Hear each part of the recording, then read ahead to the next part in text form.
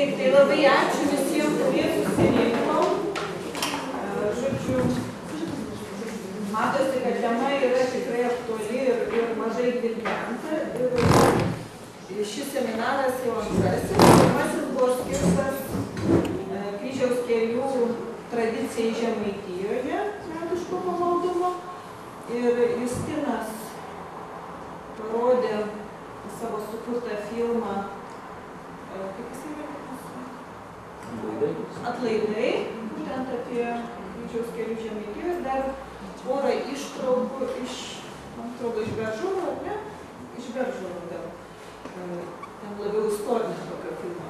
Atlaidai, tai pavadinčiau šį etnologą. Na ir paskui, mąstydami vis dėlto,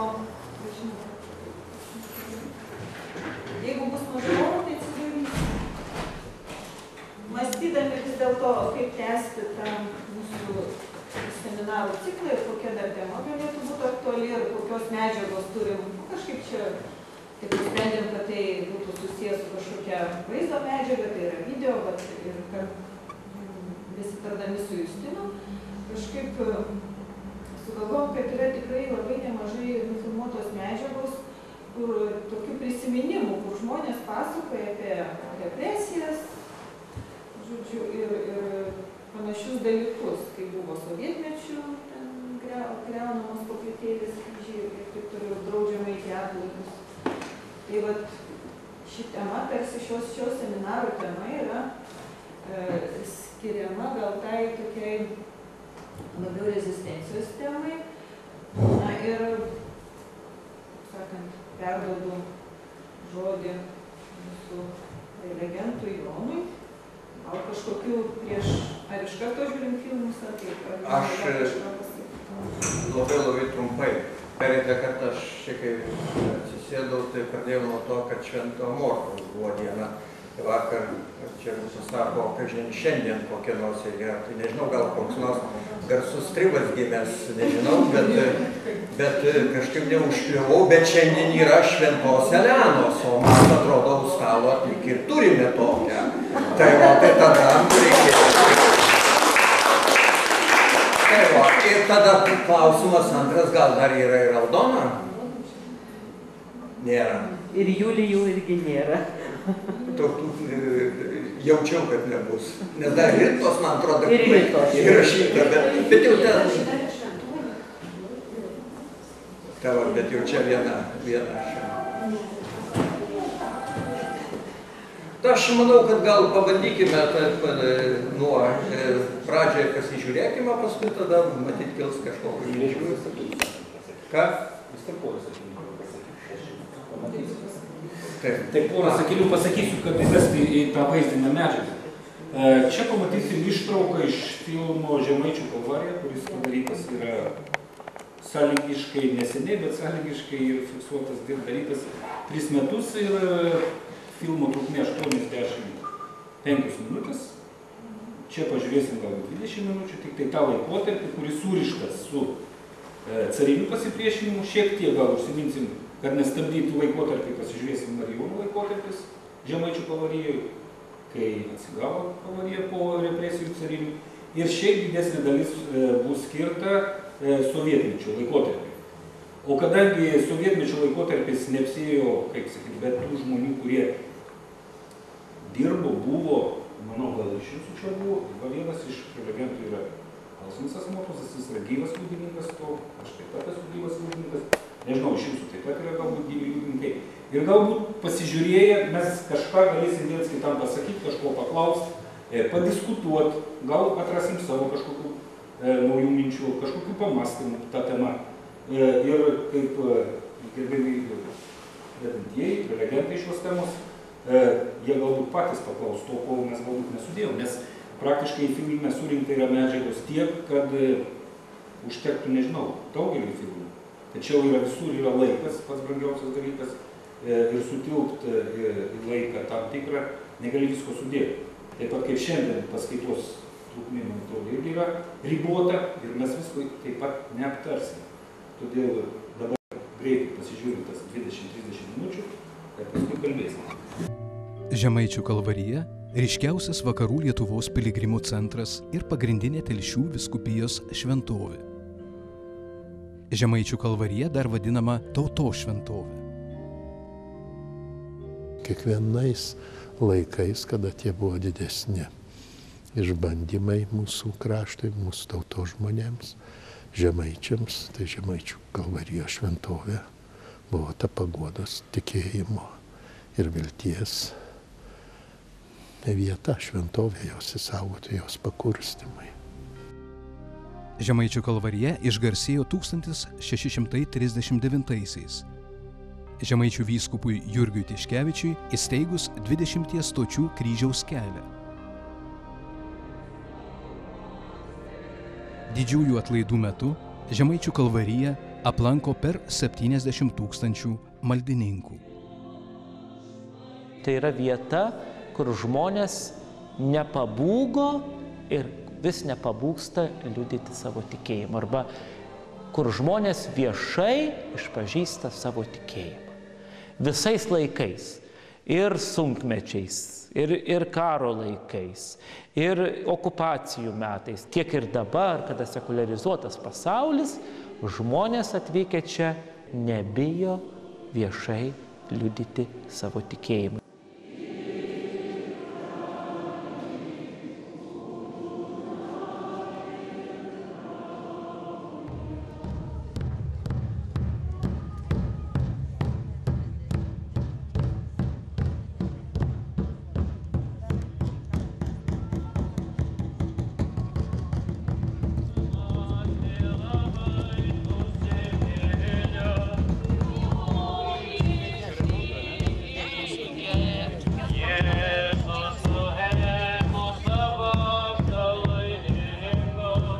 Apvaikščiodami kryžiaus kelią, žmonių vadinamą Kalvariją, giedodami kalnų giesmes, piligrimai apmąsto Kristaus kančios ir mirties ant kryžiaus prasmę bei reikšmę.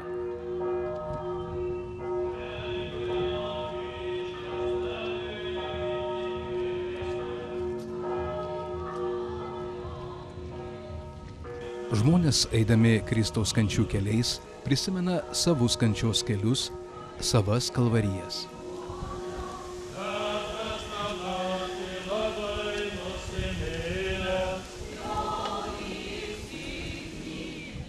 Šiandien kryžiaus kelias apmąstomas vasarą po atviru dangumi, žiemą bazilikos viduje per kasmėnesinius atlaidus. Daugiausia maldininkų suplūsta per didžiuosius atlaidus Liepos 2–12 dienomis. Žemaičių to sąmonė, ta Žemaičių Kalvarija yra tik įaugusi ten ir neatskiriams dalyks. Ir tai, kaip sakant, senėje Žemaičia, neįsivaizdau, kaip sakant, Liepos mėnesį pradžios be Žemaičių Kalvarijos atlaidų.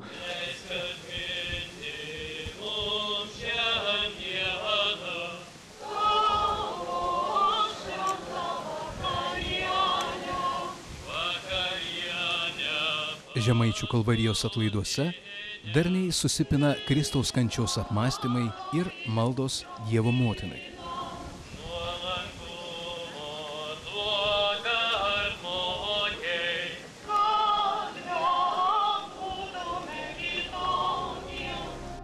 Maldininkai Kalvarijų kelią pradeda nuo bazilikos, eina į pirmąją stotį paskutinę vakarienę, kopia į Švento Jono kalną pro Kedroną, apsukę ratą, grįžta prie pirmosios vietos.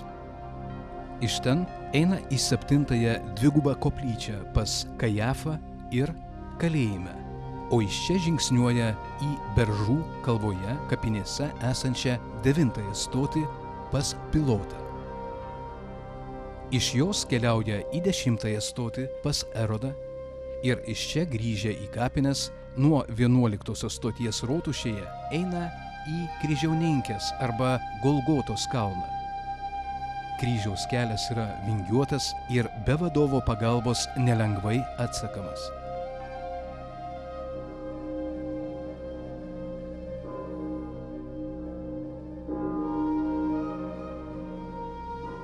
Gardai, taip anksčiau vadinta Žemaičių Kalvarija, pirmą kartą rašytiniuose šaltiniuose paminėti 1253 metais. Iki Žemaičių krikšto gardai buvo reikšmingas mūsų protėvių senosios religijos židinys. Pasakojama, kad senais laikais čia gyvenusiems jų vyresnysis įsakė, kad jaunas ar senas, didelis ar mažas vaikas, važiuotas ar pėsčias, kiekvienas, kuris vyks pro gardus, turi saiką žemės iš toliau atnešti ir išpilti. Tai buvo supiltas didelis kalnas. Ant jo protėviai aukodavo aukas. 1639-aisiais Jurgis Tiškevičius gavo specialų popiežiaus Urbono VIII leidimą, kuriuo buvo suteikiami atlaidai 6 koplyčioms. Žemaičių vyskupas Jurgis Tiškevičius į gardus pakvietė vienuolius dominikonus, kurie dar žinomi kaip viešpaties šunys, lotyniškai dominikanus. Dominikonai visada garsėjo mokytais vyrais, gebėjimu įsiklausyti į aplinką ir skelbti Dievo žodį. Pakviesdamas dominikonus, vyskupas Jurgis Tiškevičius buvo numatęs, kad šis vienuolių ordinas turės vykdyti ne tik religinę tarnybą, bet Žemaitijoje vystys švietimo darbus, išlaikydamas mokyklą. Atvykę dominikonai aptarnavo pirmąją Švento Jono bažnytėlę, parapiją, statė vienuolyną, aptarnavo Kryžiaus kelio koplyčias ir sakė įspūdingus pamokslus. Jurgis Tiškevičius pasirūpino, kad būtų parašytos giesmės ir maldos skaitomos einant Kryžiaus kelius. Kas unikalu, yra 24 giesmės. Žemaičių Kalvarijos kalno tekstai, jos nėra sukurtos vietos gyventojų. Tik 7 giesmės yra mūsų vietos kultūros sukurtos ir vietos melodijos pristatytos. Visos yra kitos išverstos iš lenkų giesmynų. O tai pirmasis padarė Jurgis Kašakovskis 1681 metais, išleisdamas pirmąjį Žemaičių Kalvarijos giesmyną.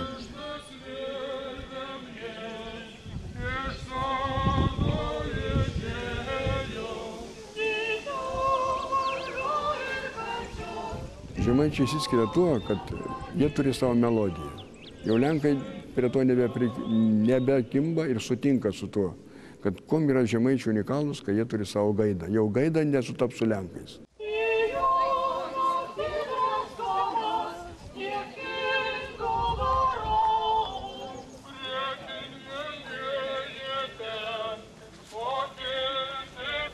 Visas tas religinis gyvenimas visos vyskupijos teritorijoje, visoje Žemaitijoje yra surištas su kalnų giedojimu. Palaiminimas Šventojo Kryžiaus relikvija.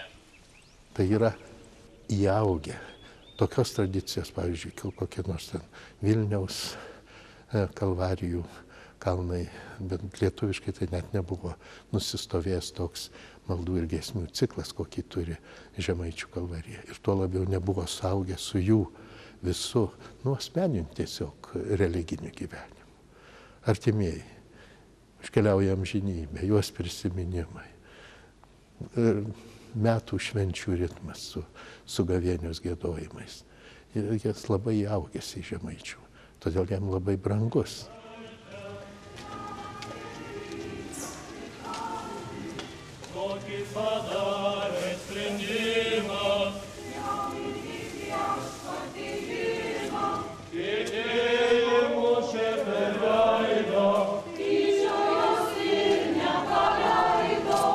Kiekvienam mums žemaičiai, mums iš viso nenusibosta, kad ir giedami kalnai, kiti sako, tas pats per tą patį. O mums atrodo, širdį gaivint, kad išgirsti Žemaičių Kalvarijos kalnus giedant, kažką kaip ir duos tokį tyrą orą įkvėpi.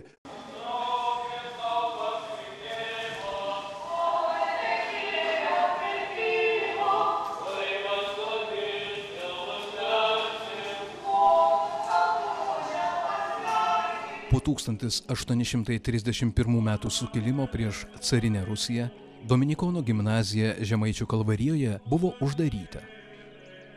Caras, uždrausdamas į vienuolyną priimti naujus narius, kurį laiką dar leido vienuolynui vegetuoti, kol išmirs senieji vienuoliai.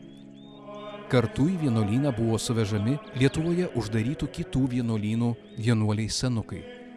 Dominikonų vienuolynas Žemaičių Kalvarijoje tapo visos Lietuvos uždarytų vienuolynų vienuolių prieglauda.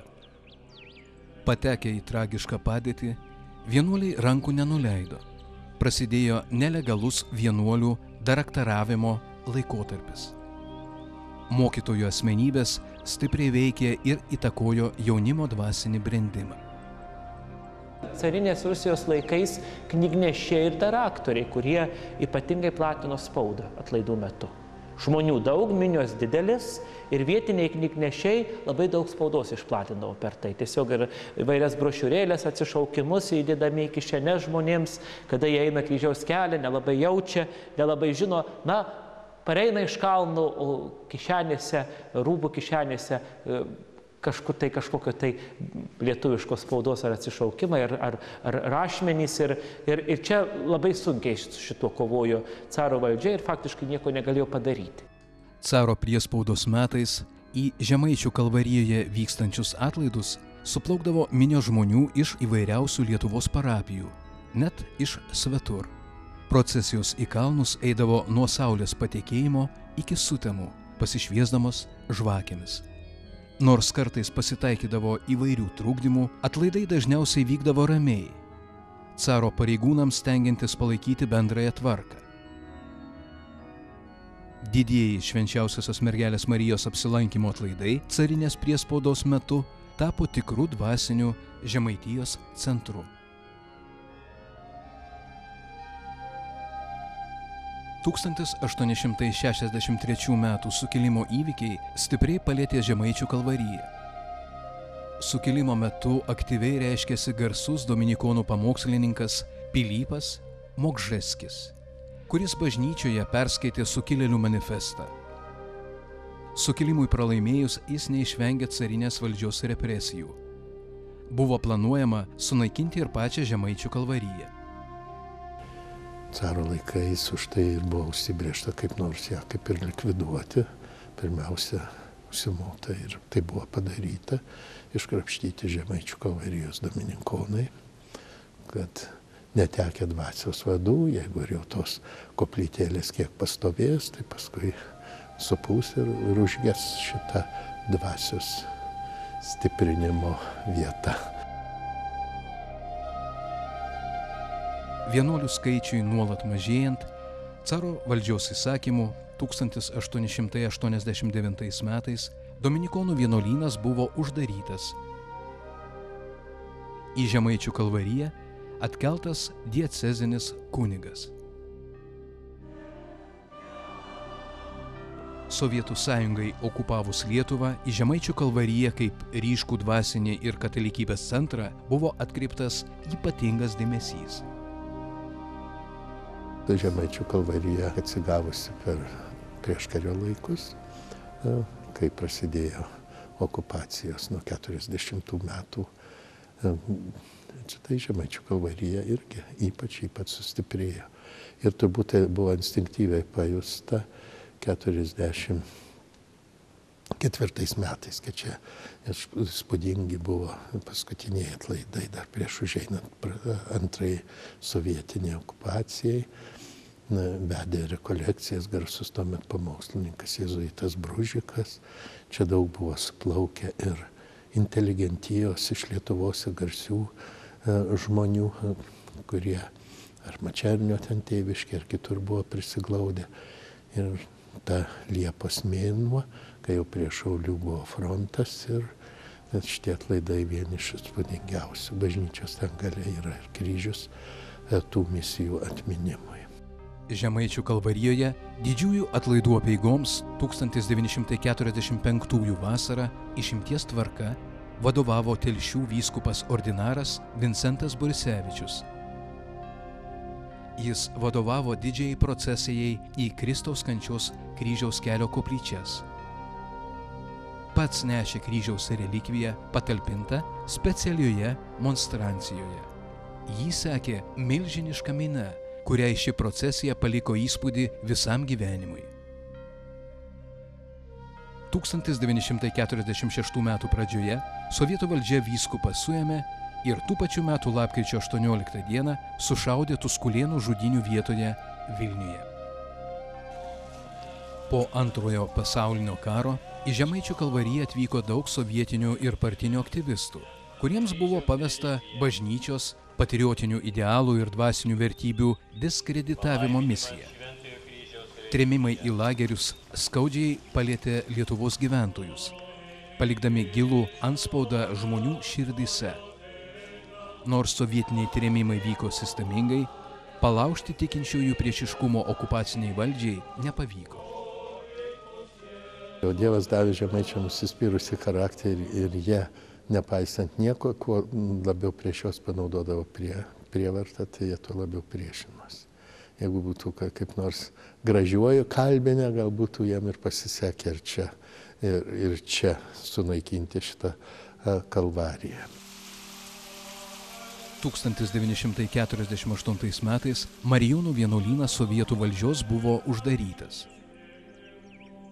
Vienuoliams buvo įsakyta per 24 valandas apleisti vienuolyną, o bažnyčia vėl tapo parapinė. Sovietiniai pareigūnai stengiasi fiziškai susidoroti su Žemaičių Kalvarijos dvasininkais, įkalindami ar ištremdami juos.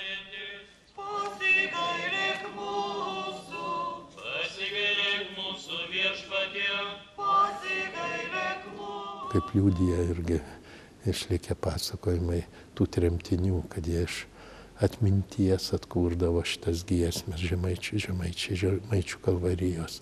Ir ten Sibiro tremtyje ant cemento, popieriaus irgi neturėjo, ant cemento maišų, atplaišų įsirašė tas giesmes. Irgi tą stiprybę atgaudavo giedodami Žemaičių Kalvarijos kalnus. Palaiminimas Šventojo kryžiaus relikvija.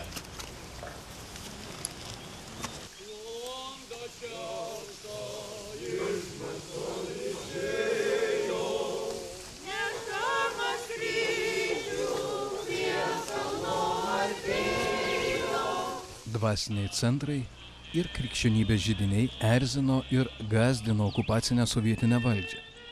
Lietuvoje pradėti negailestingai griauti ir naikinti vienuolynai, sakralinės vietos ir architektūriniai ansambliai, Lurdai, Kryžiaus keliai.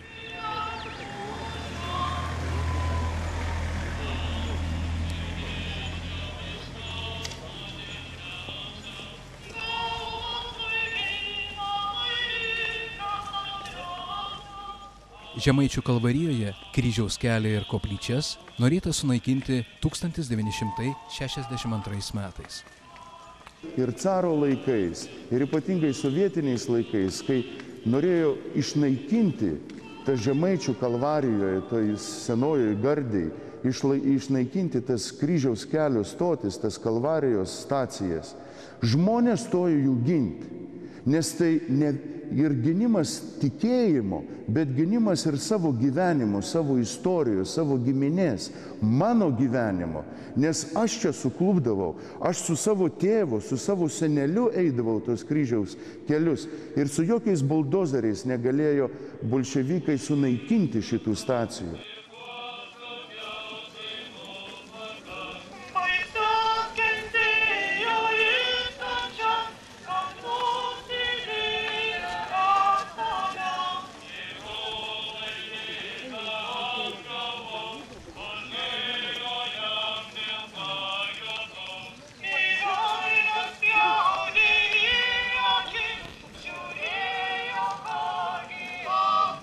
Žemaičių Kalvarijoje parapiečiams ištisą savaitės dieną ir naktį budint, Kryžiaus kelio koplyčias pavyko apginti ir išsaugoti nuo sugriovimo. Tačiau iš 13 koplyčių buvo paimti ilgus metus ten kaboję paveikslai. Bažnyčia neteko daug brangių sakralinių daiktų.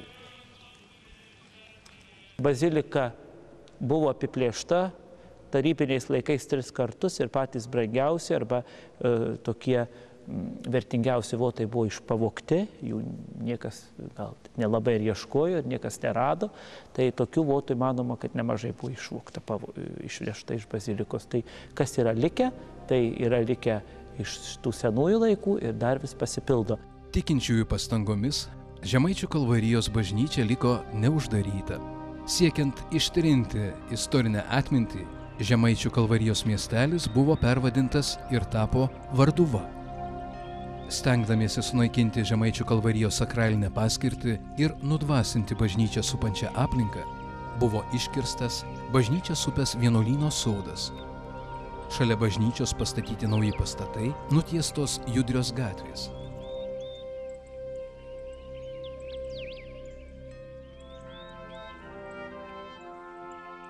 Nors sovietų valdžia draudė viešai reikšti savo religinius įsitikinimus ir trukdė rengti atlaidus, Dievo motinos su kūdikiu gerbimas nebuvo užmirštas per visą ateizmo siautėjimo laikotarpį.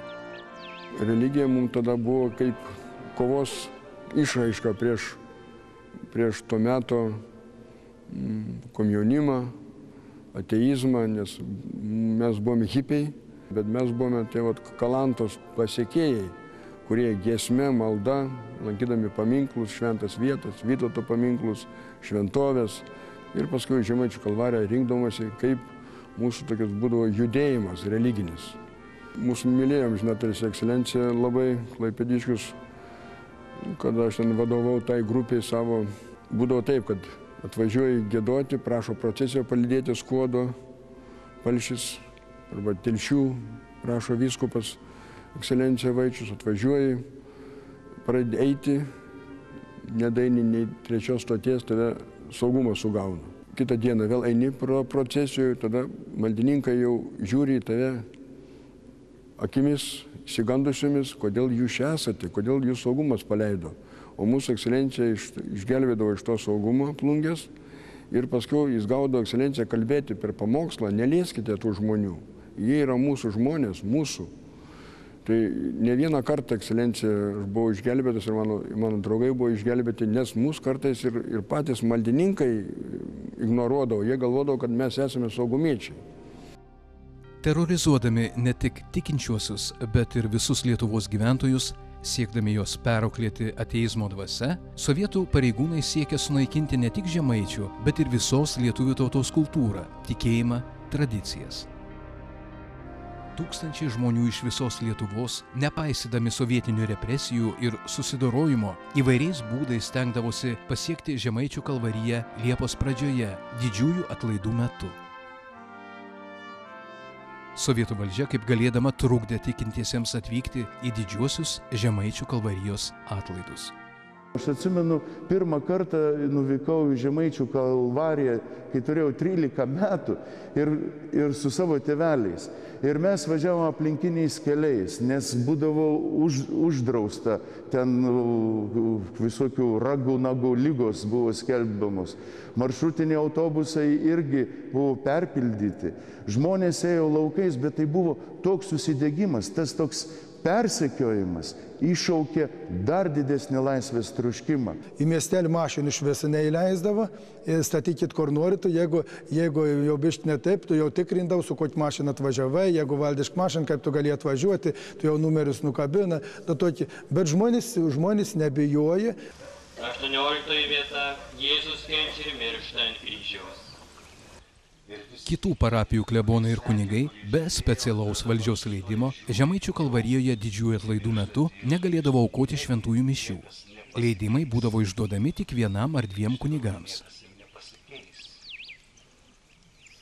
Gerasis Viešpatie Jėzau, prie kryžiaus prikaltas ir savo brangiausiai kraują už mus liejas. Pasigailėk mūsų. Pasigailėk mūsų Viešpatie. Pasigailėk mūsų.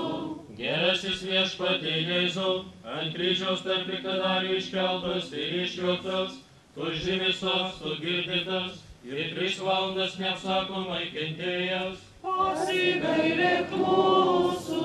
Dabar tik tai supratau ir dar su amžinatilsiu vyskupu Antanu Vaičiumi, kai tekdavo kalbėti, tai jis neoficialiai kviesdavo kunigus, kad jie galėtų sakyti pamokslus, nors tarybinė valdžia ir draudė ir visokiais būdais stengiasi per vyskupą paveikti, kad nevažiuotų tokie mums tuo metu garsus kunigai kaip Svarinskas, Tamkevičius ir daugelis kitų.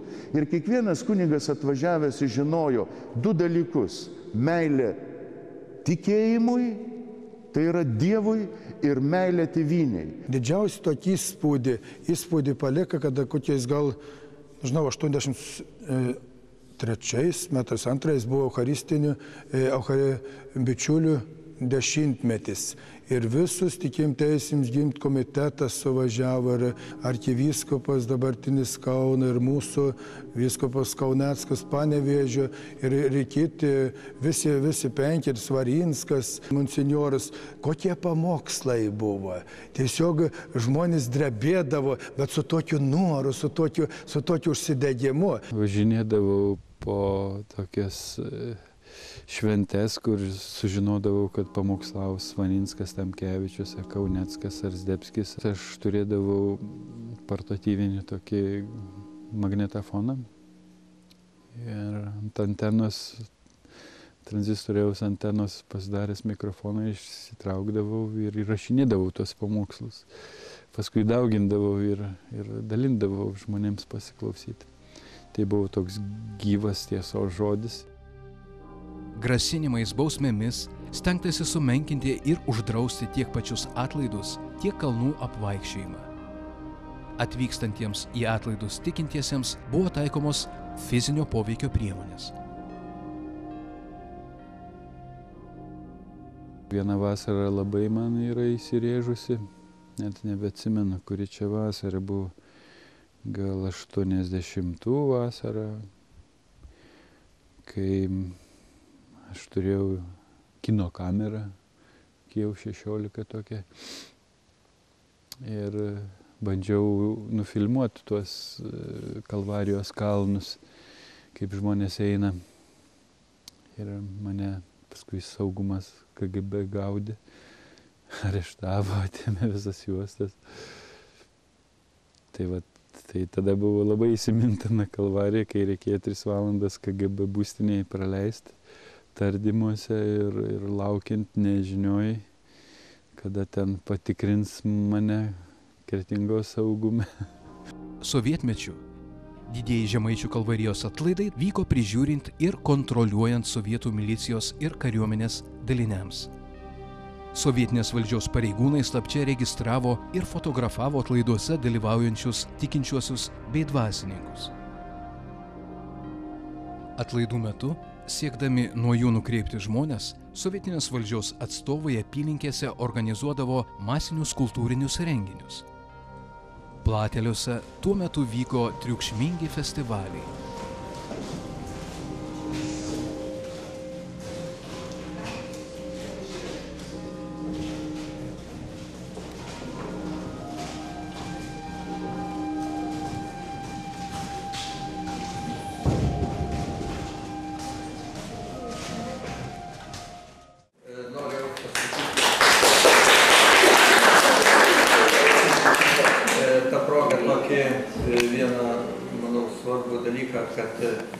Šitas filmas, kurį šiandien matėme, kurį pereitą kartą matėme, tai jis yra neįkainojamos vertės, nes kažin ar kas nors yra Lietuvos televizijoje, pavyzdžiui, ką nors nufilmavę, galbūt fragmentai kažkokie ir tik tai nuotraukos, o čia yra autentiški pasakojimų žmonių ir autentiški vaizdai, nes kaip ten bebūtų gaila, Žemaičių Kalvarija yra nukentėjusi, galbūt kabutėse, šiek tiek leidybinių požiūrių. Apie daugelį Lietuvos vietų išleistos versmės leidyklos knygos, o Žemaičių Kalvarijoje 91 metais buvo ekspedicija, kuri buvo irgi užplanavusi išleisti knygą, bet taip jinai ir liko blokados metu, tada aš buvau su studentais Alsėdžiuose, dar buvom nuvažiavę, ten dar radome pabaigoje iš mūsų, iš instituto, kurie ten buvo, bet taip ir liko. Man atrodo, vienintelis straipsnis yra tik čia patinės apie Davatkas yra. Žemaičių Kalvarijos yra, o šiaip tokia vieta taip ir nesulaukė rimtesnio kažkokio tai. Buvo konferencijos ir visi leidinų. Taip, bet kad tokio, kur yra apie eilinį miestelį dvitomis išleistas, kur yra visų suma, o čia buvo būtent irgi tas užplanuota. Ir man atrodo, čia parodyti labai du aspektai tokie yra įdomus, kurie yra ir panašus, ir bendri visai Lietuvai, bet ir ypatingi yra, nes daugelis dalykų, kurie po 63 metų sukilimo, kada buvo uždraustos ir kryžiaus dienos, ir laukų šventinimas, ir visos kitos tokios viešos liaudies pamaldumų grįstos įvairios eisenos renginiai, tai buvo, aišku, į šitą kontekstą pateko ir Žemaičių kalvarija ir visos kitos bažnyčios. Pasikartoja, aišku, irgi sovietiniais laikais panašu, čia sakė apie tą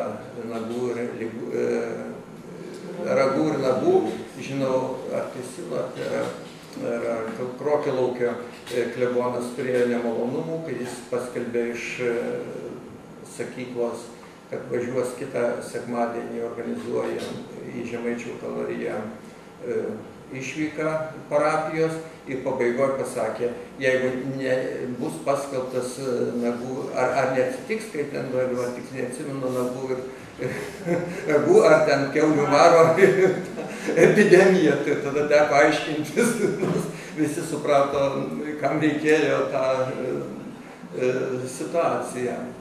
Tai va, ir vienu ir kitu atveju tie draudimai, jie pasikartojo. Ir va čia buvo minėta, kad buvo draudžiamos visose bažnyčiose tos varpais skambinti ir procesijos Svarinskai šnekėjo, tai juk viduklėje, tai man atrodo, jis paskui ir į Sibirą, į Mordoviją pateko būtent dėl tų, tiesa, ten daugiau jisai, kiek atsimenu, būdavo per vėlinės tos procesijos. O Žemaičių kalvarija išliko visgi šiuo požiūriu tam tikrą prasme unikali, kad tos ne bažnyčioje vykstančios eisenos jos ir sovietiniais laikais išliko. Ir aš čia turėjau savo dar duomenų, bet tiek to aš jų nesakysiu. Aš taip, minėjau apie jaunimo šitus festivalius, kur yra, tai va čia esu, kad Pečiūra, garsus ateistas, džiaugiasi, kad 57-ais Ramygaloje surengė jaunimo festivalį, sužlugo, Krekenavoje turėjo vykti atlaidai, anksčiau sutraukė 3000 maldininkų. Tai reiškia, tie festivaliai, kaip ir Plateliuose ir kitur, tai buvo atlaidų dieną specialiai rengiami, kad atitraukti žmonės. Ir vat gana įdomus dalykas. Aš tiesiog šiandien neturėjau kada pasižiūrėti, ar jis dar gyvas ar negyvas. Atsimenu, kad buvo Lietuvos komjaunimo pirmasis sekretorius, vėliau čia buvo aukštai valdžioje ministrų tarybos pirmininko pavaduotojų Česnavičius, kuris 86 metais kalbėjo apie įvairius ten kliuvinius naujam tradicijom formuotis. Reiškia, šalia tuoktuvų, krikšto ir laidotuvių su bažnyčiai, sakė, kad yra kita problema – atlaidai ir vadinamosios šventosios vietos. Reiškia, 87-ais tokių vietų lankymas, kaip yra net vyriausybiniu mastu formuluojama problema, su kuria reikia kovoti. Ir jis teigia, kad neleistina, kad vaikai ir jaunimas dalyvautų bet kokiose bažnytinėse apeigose. Tai reiškia metai likę iki, dar Sąjūdžio ne, bet prie Mickevičiaus, po metų Sąjūdis. Reiškia, buvo visą laiką šitie tokie atlaidai ir važiavusi atlaidus, visi tie tokie viešieji renginiai, kaip, didelis, net ne krislas, sakyje, bet problema, su kuria buvo daroma įvairiais būdais įvairiausius kliuvinius tam, kad jie neįvyktų. Taigi, manau, kad daug yra galvų, galbūt prisiminimų yra iš tų laikų ir nuomonių kažką, tai prašom, aš jau gal per daug ilgaimas.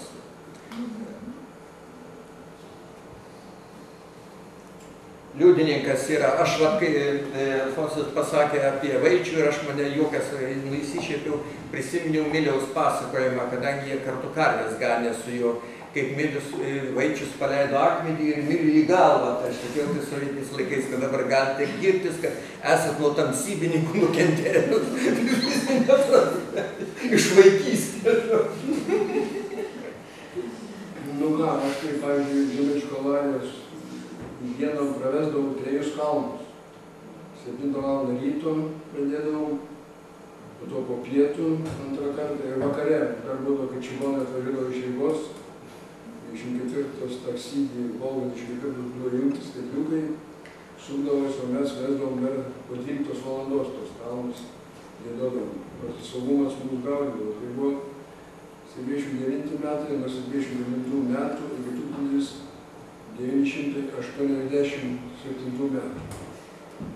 97 metų, kai Ryga mane paėmė, aš nebegalėjau giedoti.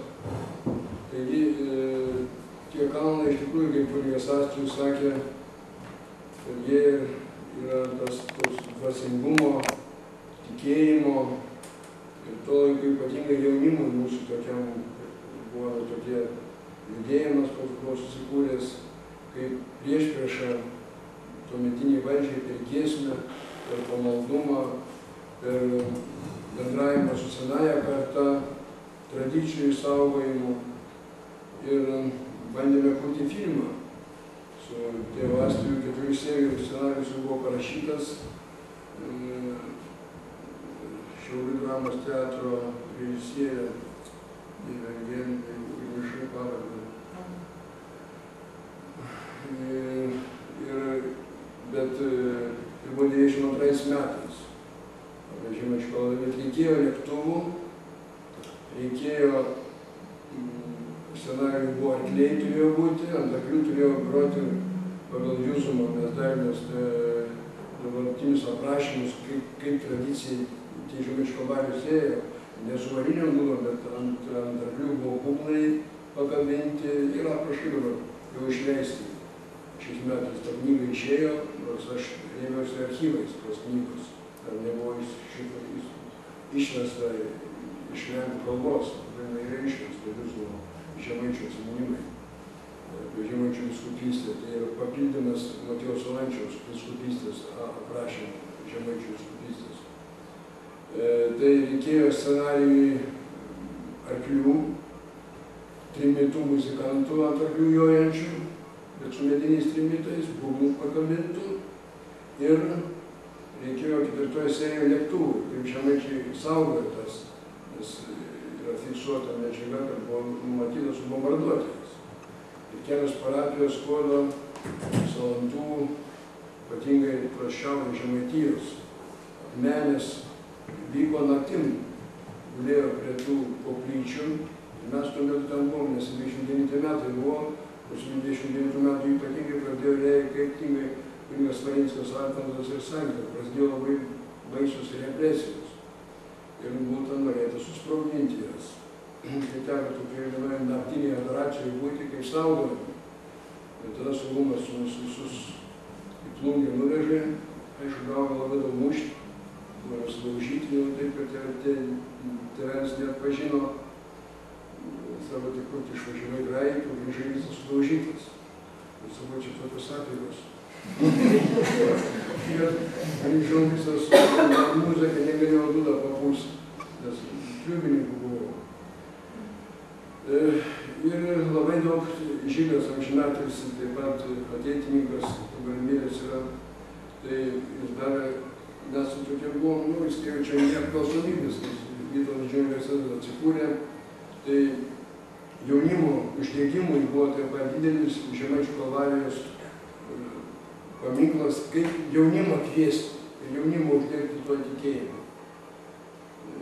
Ir tas išgyvenimas, reikia išgyventi. Dabar pasakoti, kaip pajauti tą išgyvenimą, pajauti tą dvasingumą, kaip per širdį, per kūną pereina žąsies oro, kas dar pagaumais. Tai vakarį nebesinori iš ten numė grįžti. Norisi ten gyventi ir būti. Ir mes gyvendavom, slapčia, žmonės, gaudydavom mus. Kuo daugiau gaudo, tuo įdomiau. Vienas muzikantas ten pasikėlęs pas močiutę miega, kitas ten, kitas netgi kultūros namuose, pastatė kultūros namus kaip priešpriešą, vienuolynai. Tai mes, dabar jau kultūros namų ten nejūdins, tai mes kur nejūdins, tai mes ir gyvenam. Sumokom ten po Čermonsą, tokie pinigai buvo. Arba bonką pastatom ir miegam ten, kur patys saugumiečiai, kur patys, kur pati valdžia yra. Nes jie ten nesitikė, kad ten gali būti. Nes sargam reikalinga puselė žemaitiškai svarbiausia. Bonkelė, mes žemaiškai puselė. Pasadai tą puselę ir leidžia tau mėgoti nesaugumo židinį. Ir paskui, kada aš jau tada įstojau į Gniesinus, į Maskvos Gniesinų muzikos akademiją, mano vadovas buvo žydas, Kandinskas Mikhail Josipovičius, sako, Konstantip Luruška, taip šiaip диссертацию музыкальный инструмент, таких обычаев, обрядов. Aš pradėjau tą rašyti, gaunu Maskvos antspaudą pažymėjimą, atvažiuoju į Kalvarijas, paskui vyriausiuoju, sakau, nepriėmėm Maskvą, Zeliūnas nepriėmėm manęs muzikos akademijų, o Maskvoje, tu saugumėtis, sakau, patikrinkai. Sakau, aš nesaugumėtis, buvau įkybus, dabar nesaugumėtis. Nesu užsienėtis, aš nebuvau saugumo, aš nesu tarnas, bet kad man vadovas taip įskėpė. Aš atvežu profesūrą, rusus, iš Žemaičių Kalvarijas. Atvežu 1900, kai tik sąjūdis prasidėjo, 87 įstojau, 88 atvežu profesorius. Sakau, būti любезны, не говорите по-русски. O jiem labai įdomu pamatyti, kas čia per stebuklą vyksta, kas tos triubos, kas čia ta muzika, kas čia ta žmonių pamaldumas. Ir visi žydai, profesoriai. Svarbiausia, visi žydai bepjaustyti. Ir tos kalnus eina, buvo. Suprantat, pas jos tikėjimas ir svarbus. Pjausimas tai tikėjimo simbolis, ir aš tą noriu pasakyti. Kad jie save kaip paukojo sovietmečiu. Pjausimas yra čia tikėjimo simbolis, išpažinimas. Kiekvienas vyras gali apsipjaustyti. O jeigu žydas, tai jis įrodo savo tikėjimą, ir jie atvažiuoja ir savo tokį negavaryti paruskį. Eina žmonės maldininkai, sako, Alfonsai, a ką jie čia kuršnebiliai? Štai kartu nei kalba, nei gieda, nieko nedaro. Aš nieko nesakau, sakau, jiems su sveikata negerai. Kad juos išsaugot, suprantat? Bet žinokit, tada būdavo jauzos, magdafonai daina, tokia prisimenat, būdavo tokius saugumas pripuola, atėmė, sudaužo. Bet jau žinokit, jis pas mane išgelbės, jau aš ten jiem pažįstinu, aš praradau pažymėjimą. O kai pamato, kad Maskvos Gniečių muzikos akademijos studentas ir dar aprašinėja tos, jiem rankos nukrisdavo. Tos Maskvos bijojo, kai vengs kryžių, žinot. Patys saugumiečiai bijojo. Ir vyskupas išeina į Umboną, į sakyklą ir sako, šitą žmogus studijuoja, rašo, tyrė, jis yra mūsų žmogus. Tai visiems maldininkam, visiems senėlis buvo vargonikas, Dievas mane pažinojo pusė Žemaitijos. Pagal tą, čia aš galėjau baimčios nebijoti pačios kunigų vargonininkų, bet nuo giesmininkų esam gavę lūpti. Nuo pačių maldininkų esam gavę lūpti, esam buvę primušti. Ką jūs šiandien tą vaiką gėdate, ką jūs čia užrašinėjat, čia kelių skaitė savo zitą, ką tokio tai čia labai lengva yra. Pasimsim magnetofoną, mes nueisim ir rašysim. Tik nuėjęs tuo magnetofonu, dėjo iki pirmos stoties, nei magnetofono, nei jūtų užrašytojų. Nebeliko. Suprantat? Ir pasibaigė. Sakau, man matai, čia užrašys reik pačiam Dievui. Reik pačiam tuo gyventi ir būti kartu su jais. Jeigu tu būsi svetimkūnis, šalis, viską. Prašau, įsijaučiu. Nu, čia tas gana įdomus dalykas, kad galbūt šiek tiek istorijos paminėsiu, dažnai pasaulyje įsivaizduojamas tas Chruščiovo laikotarpio galas, tas toks atšilimas, kaip kažkoks tai pakilimas, kaip ten disidentinis Maskvos judėjimas, vairūs poetai ir taip toliau ten į mases išeina.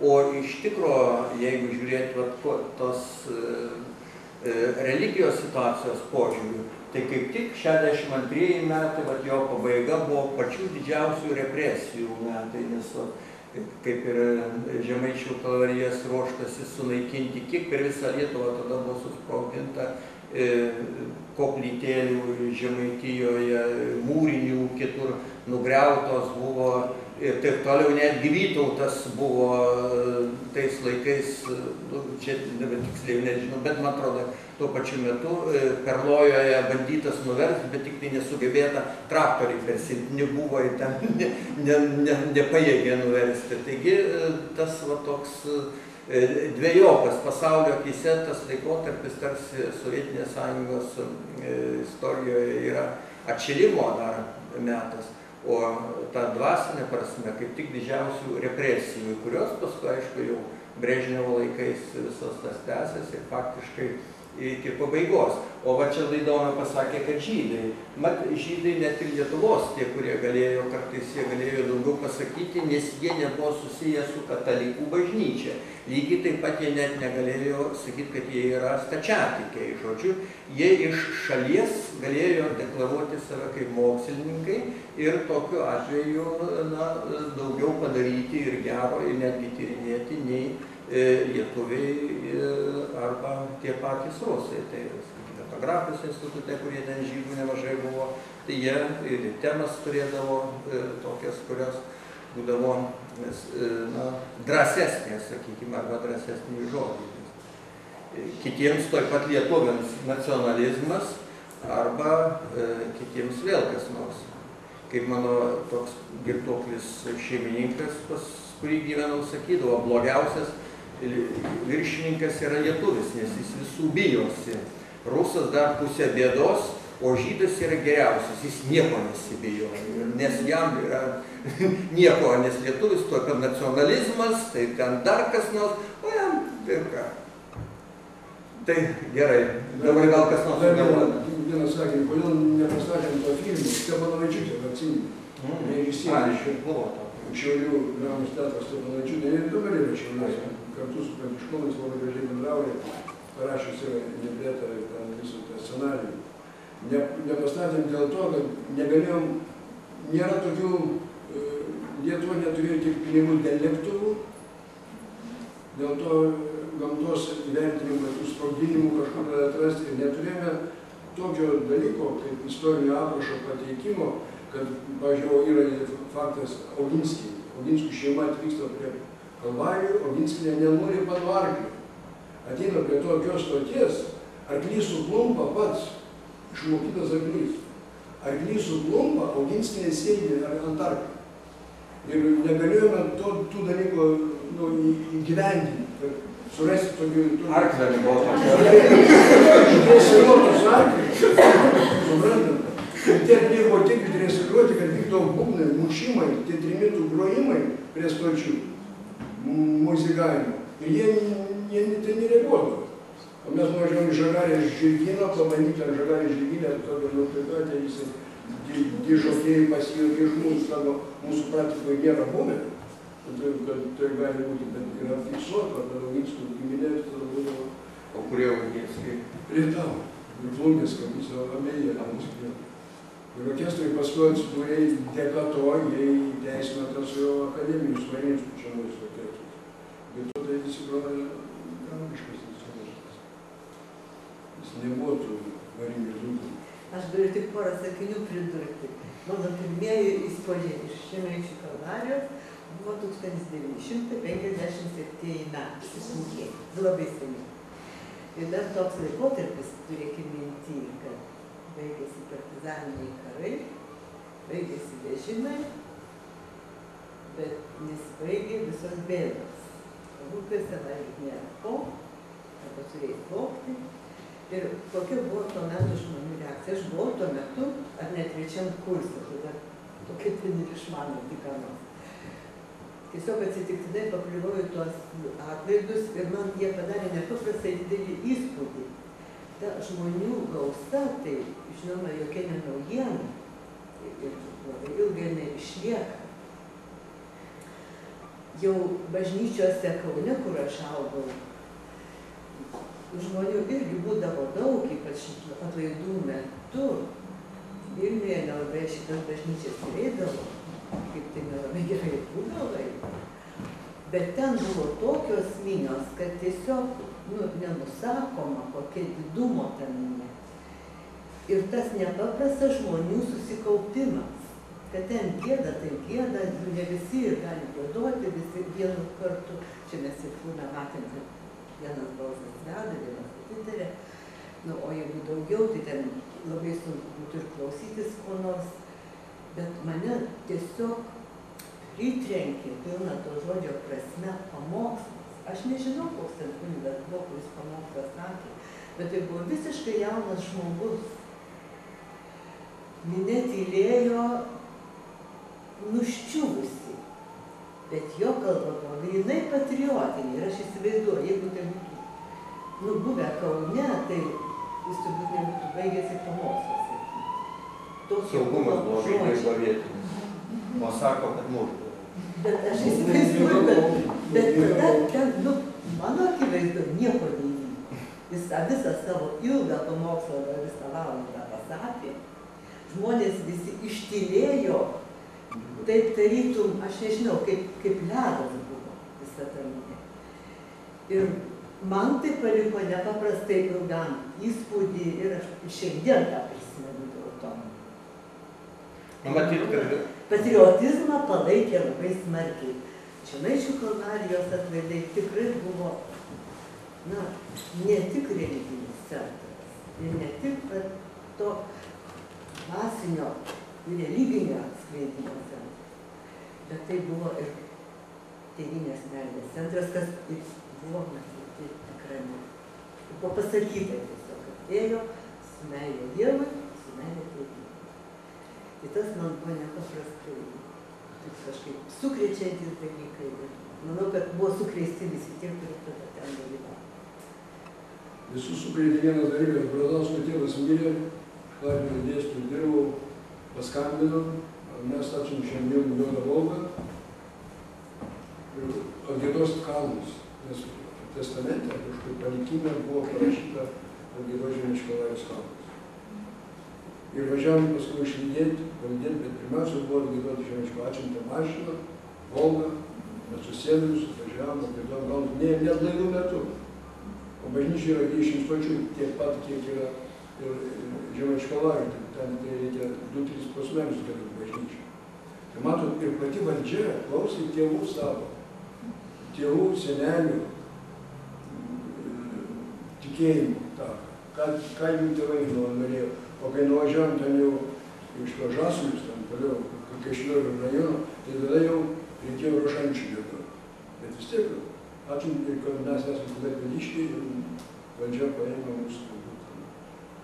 Patys bažnyčia nėjo, bet visos apeigas, kurios buvo tradicijoje, turėjo būti atliktos. Ir mūsų labai tai buvo sujaudinti ir kartu labai buvo toks įdomus faktas. Tai aš dar galiu pridurti vieną visiškai kitos rūšies epizodą. Buvau etnografinėje ekspedicijoje, Seredžiuje, ir ten apie įvairius dalykus žmonės klausinėjo ir su viena moteriške kaip tik kalbėjau apie Žemaičių Kalvarijos atvejį. Ir jinai pasakojo, kaip jinai kiekvienais metais jau daugybę kartų eina į Kalvariją pasimelsti. Ir visi žino, kaip trukdo eiti, kaip ten jau kaip daugiau susirenka, jau policija gaudo ir visai kitaip.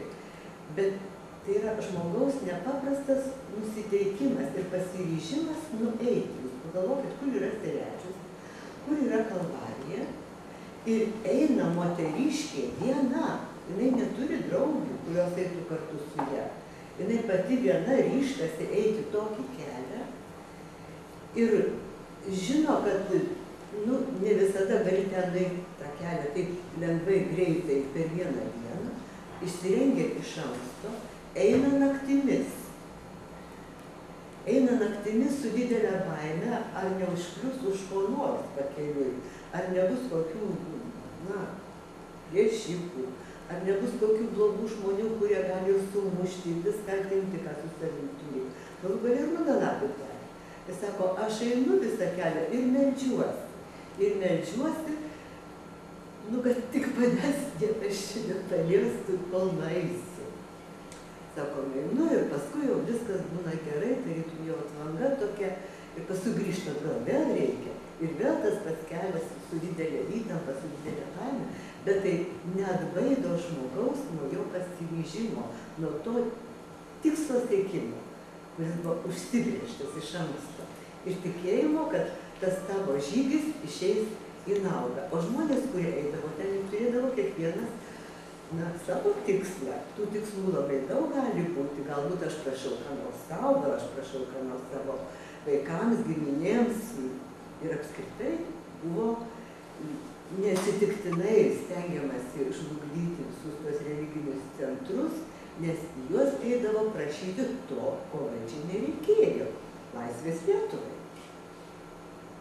Tai va, tai šitas aspektas jis yra labai svarbus, nes būtent čia mūsų tema yra rezistencija šioje srityje. Ir manau, kad čia ir tame caro laike, kada buvo einama, šitas aspektas buvo labai svarbus ir tie įvairūs religinių ženklų statymai, kryžiai ir įvairios apeigos jos stiprino žmonių tikėjimą iš vienos pusės ir iš kitos pusės buvo gana toks stiprus pasipriešinimo motyvas juose, lygiai taip pat kaip ir Lenkų laikais Vilniaus Verkių kalvarijos, kada eidavo, ir Maceika rašęs, kaip iš Lazūnų 120 km eidavo kelias dienas su vėliavomis pėsčiomis į Vilnių tam, kad apeitų, vaikščiotų Verkių kalvarijas, ar iš kitų Lenkijos vietų, Lenkijos valdomų vietų lietuviai eidavo tam, kad pasimels į Vilnių kaip į Lietuvos sostinę. Tai, sakykime, šitas momentas jis yra ir sovietinėme laike, važiavimas iš parapijų arba kunigų organizavimas, jisai irgi turėjo gana tokį stiprų tą patriotinį užtaisą ir be abejonės visą tą represinę struktūrą šitą momentą žinojo, todėl ir kova buvo ne vien tik, kad reikėjo kovoti su religija, tai yra, kad komunistiniams idealams žmogus tikėtų, bet ir tam, kad neleisti žmonėms palaikyti tą patriotiškumo jausmą ir savos apskritai tapatybės suvokimą arba stiprinimą. Ir aš norėjau paklausti kolegos, kaip su Žemaičių kalvarijos, ar yra kur nors ubagų giesmės, ne nors šiaip pasidainavimų yra, bet religinės giesmės, ar jos yra tyrinėtos, nes aš prisimenu 71 Rudnį Subatūrą mes po paminklus važinėjome, kultūros ministerija tuo metu dirbau, buvome tik baigęs universitetą Šiluvoje, šilinių atlaidų metu, ir man tas visą laiką vaizdas, kai dabar kartais būnu studentais pasakau, kur dabar beveik stovi ten popiežiui paminklas, tai ten buvo Stribam paminklas, koks stovėjo. Tai ten buvo labai geras vaizdas. Aplink tą paminklą Stribam kokios 3 eilės ubagų su akordeonu visi ir plėšė giesmės. Toks vaizdas. Penkiakampė žvaigždė, o jie visi chorą sudarė.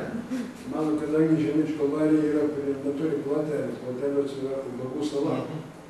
Vežo kalvarijos, Žemaičių kalvarijos turi tokius sąlyčius. Ir tie ubagai iš vienų perėdavo į kitas, kadangi Žemaičių kalvarija baigdavosi, čia pat buvo 7 broliai Mėlendis, atėjo iš Kaplerinę, iš Kaplerino po Žemaičių kalvarijos, ir iš karto perina į Beržano kalvarijos, kur iš Kaplerinės atlanai, ir paskui visi susirenka. Dar Rožių, dar buvo Roko.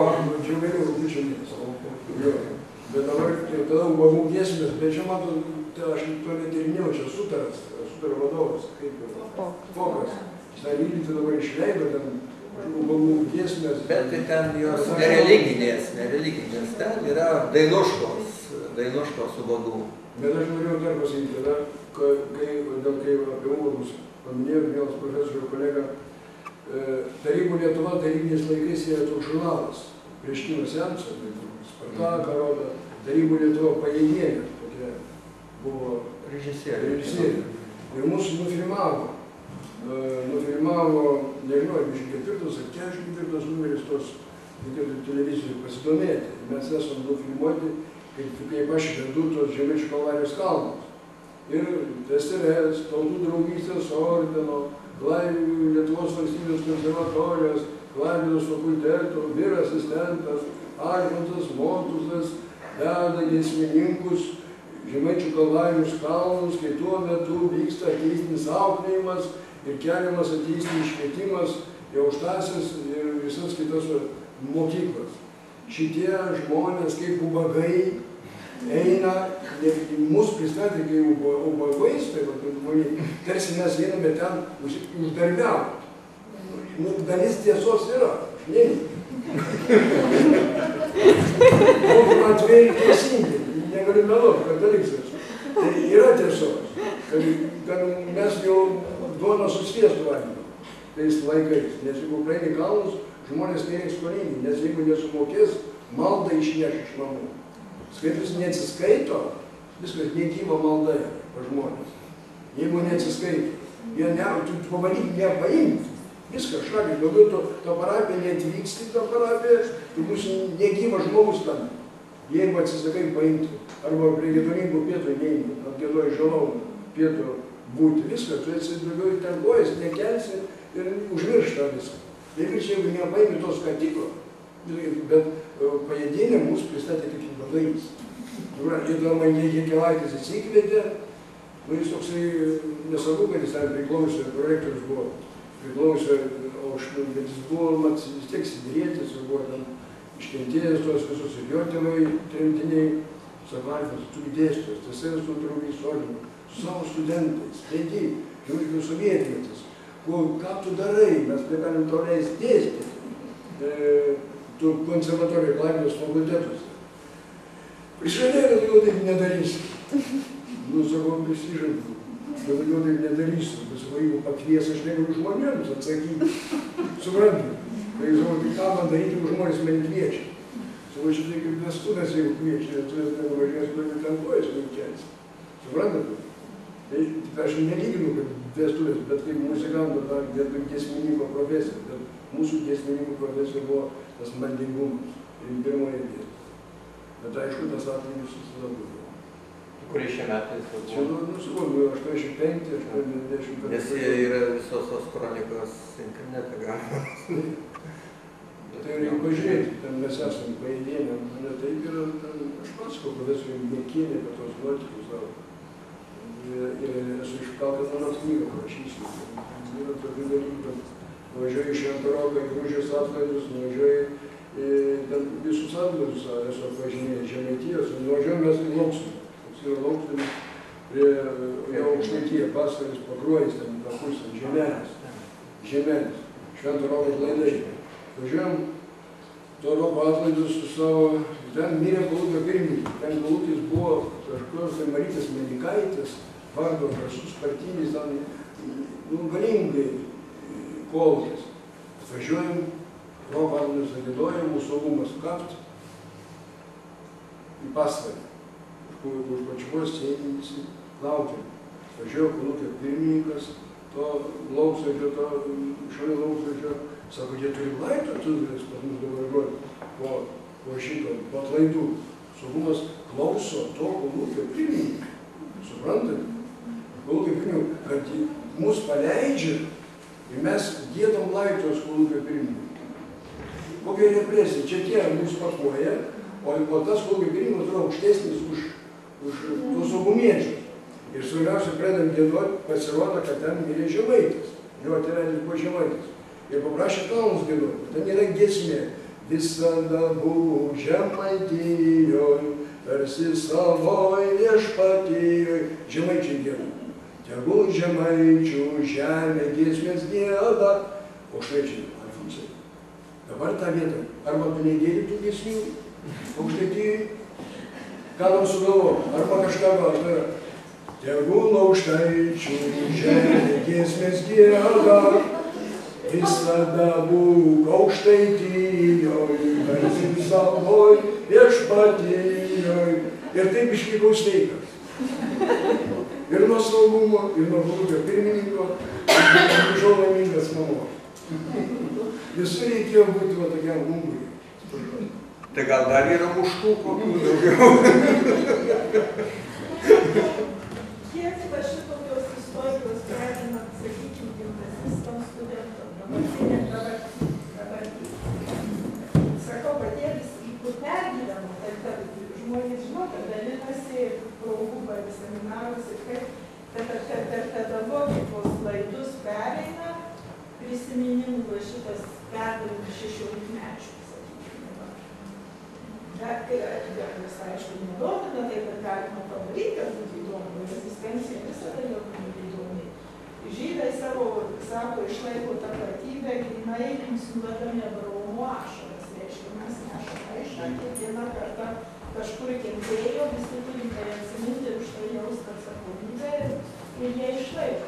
Tai aš man klaustukas, kiek va mūsų tautos šitas visai nesena dar čia tik ta istorija, kiek jį persiduoda jaunimui ir kokiais būdais. Aš kaip sakau, Amerikoje augus, tai aš žinau, kad mes ten tai labai linksniavome viską, ir kronikas sekėme, mokslų darbus rašymą, tai karikatūras gelyje ir jaunimo vietose, ir bažnyčias, kur buvo viską mes neplaistai negalėjom diskutuoti.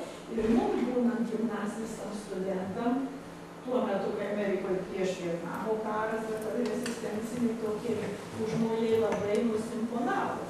Man dabar klausimas, ar tai suveikia jaunimui dabar? Ar galima daugiau pagalvoti, kaip jie nesidaro, kaip tai vyko? Kad ir va šitą filmą parodant, aš nežinau, aišku, bet ten tokia tai gimnazijos mokytoja yra su laiko rodinį ką, bet tiesiog nežinau, čia klaustuką aš statau, gal pedagoginių valanų, ar linksniuoja šitas temas? Čia mes vienas esam. Aš šitų dalykų, kadangi nedėstau, tai kartais nesinori nukrypti nuo generalinės linijos, kuri paskaitoje yra. Be abejonės yra kai kurios temos, kurios tokios aštresnės, kur yra susijęs su pokario metais. Šiais metais, sakykime, buvo istorikų dienos, tai buvo, kaip tik dar rašiau kartu, nes paskaitų jie ten sėmė į KGB rūmus ir taip toliau, tai buvo netgi tokia būtent tema. Tai šiaip tai galbūt visiškai įdomu yra, bet, yra truputį šiek tiek sudėtinga. Aš kažkuriais metais manęs, žinau, prašė, kad nori ten prieš kalėdas tų kalėdinių giesmių ir aš atnešiau, pasižiūrėjau kažkur tai ir atnešiau Rugiaveilės. Tai ten jau jos tokios pagražinto šiek tiek sušiuolaikintos ir ateinu ir kažkas jau viskas nesigirdi. Sakau, kad čia, sakė, atėjo lituanistas, pasakė, arba išjunkit šitas, arba išnešiu jums per langą su visų magnetofonu. Ir viskas. Taip, kad ateina jaunimas su kitokiomis nuostatomis, todėl kartais dėstytojas yra, įstatytas į tam tikrus rėmus, nes nesunkiai gali su jaunimu sueiti į konfliktą, nes yra pažiūros kažkokios kitokios, jeigu ten kažkas, tai ten vos ne iki istorinių laikų, tai dar kažkokia tos mistikos yra daugiau patraukiančios. O čia su religija, kas čia tamsybės, medalvomučių yra tokie ir dėja yra šitas... Čia gal, čia sovietų ne, jie išaugę jau gimė visi dabar jau po 90 metų, bet išaugę šeimose ir tokiuose taip pat yra. Sakykime, kada būna, kai buvau Sedoje ir kiekvienais metais, bet ką padarysi, pernais Kapiškyje buvo praktikoje, visuomet per žolinės visus tą dieną niekur neina pas žmonės, įsakymas į bažnyčią. Viskas, tiki, netiki, einam kartu. Vienas ne, aš esu pagonis ir baigta. Ir jis įėjo, pasisuko ir išėjo į lauką.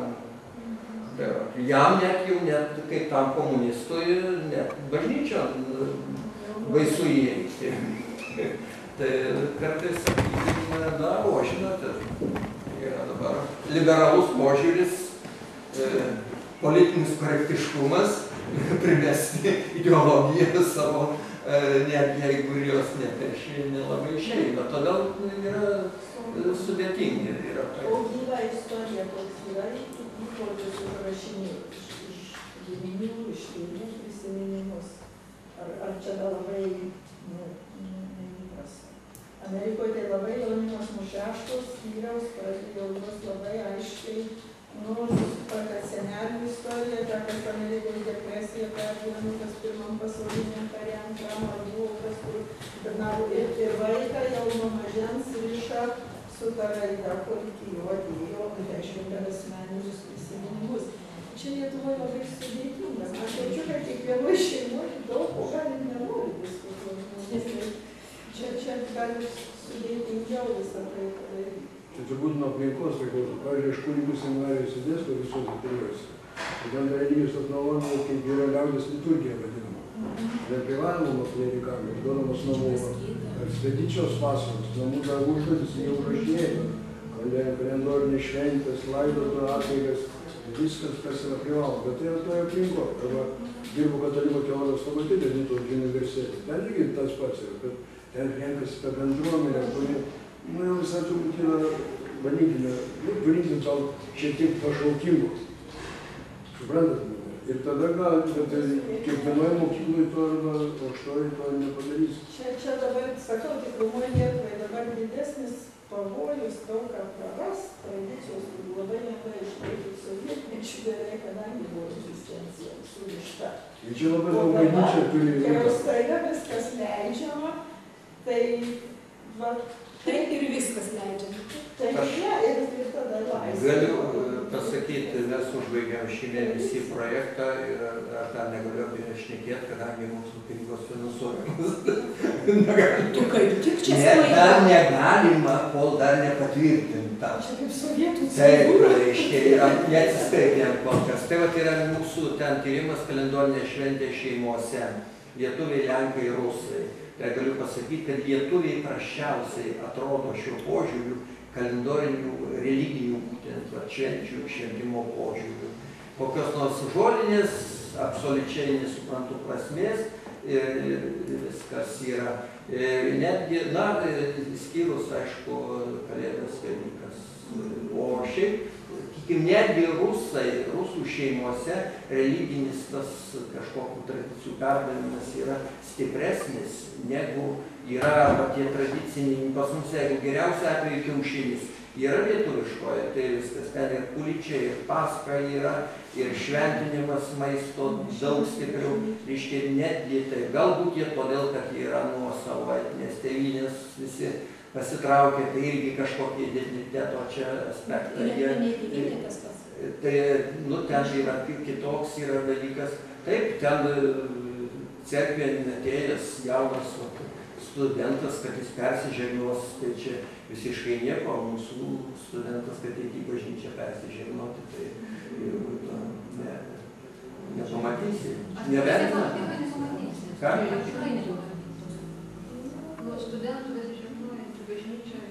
Kai vienas ateina, galbūt, bet kada ateini su grupe viskas. Rodyt, kad tu esi Lenkai, taip. Lenkai yra, kada būni praktikos, su Lenkais, tai šito nesigėdina. Lenkai su kolaboracija važinėja. Tai va. Žmonimai įsijė.